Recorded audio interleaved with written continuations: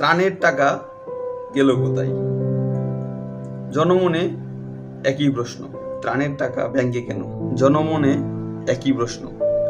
এই যে টিইসিতে প্রায় 12 কোটি টাকার মতো বন্যার্তদের সহযোগিতায় জমা পড়েছে। বন্যা চলাকালীন সময়ে সেখান থেকে 1,75,00,000 টাকা খরচ করেছে।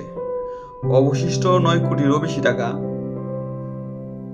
তারা ভবিষ্যৎ পরিকল্পনা অথবা দ্বিতীয় ধাপের পরিকল্পনা প্রকাশ না করে ব্যাংকে জমা রেখেছে। এতে করে জনমনে প্রশ্ন জেগেছে। যদিও এখন তারা এটা স্পষ্ট করেছে কেন রেখেছে বা কি করতে চায়। এ দেখে আমার ব্যক্তিগতভাবে একটি কথা মনে পড়ল।